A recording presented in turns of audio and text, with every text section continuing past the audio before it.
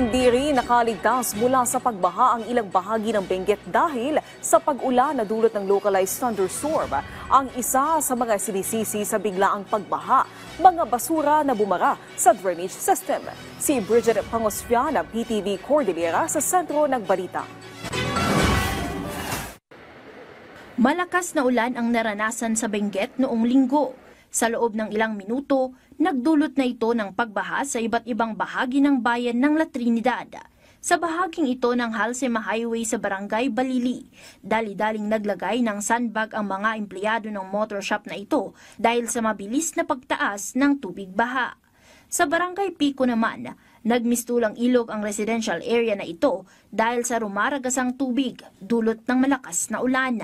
Sa kalsada namang ito sa Barangay Poblasyon, abot tuhod ang baha na may mga basurang palutang-lutang. Maging ang pinapasyalang strawberry farm, muling lumubog sa baha ang mga tanim na lettuce at strawberry dahil sa mabilis na pag-apaw ng tubig sa ilog. Paliwanag ng Pag-asa, localized thunderstorm ang nagdulot ng malakas na pag-ulan noong linggo. Ayon sa Pag-asa, kahit 50 mm lang na ulan ang buhos sa isang lugar, maaaring magdulot ng pagbaha. May 50 millimeters na mag-cause ng flooding. Mayroon namang mas mataas, mayroong mas maliit pa nga. So, depende sa area yan. LGU ang nag-i-establish ng threshold nila. Sila nakakalam ng kanilang area. Kung urbanized area siya at may problema ang kanilang waterways, ito pa, may kwan na yun, pwede nang mag-cause yun. Isinisisi ng La Trinidad LGU ang mga bumabarang basura sa mga drainage system, ang pagbaha at contributory lamang ang lakas ng ulan.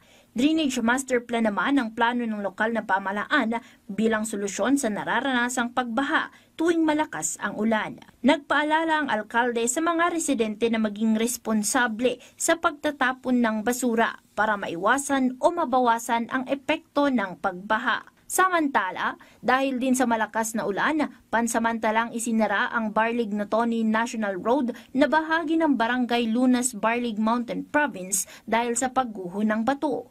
Pinapayuhan din ang mga motoristang dumaan sa mga alternatibong ruta hanggang sa maklear ang kalsada. Totally closed naman ang Jose Mencio Provincial Road sa Pinanchay section sa Poblasyon Atok, Benguet dahil sa pagguho ng lupa. Nagsasagawa na ng clearing operation ang mga otoridad. Bridget Marcasi Pangosfian para sa Pambansang TV sa Bagong Pilipinas.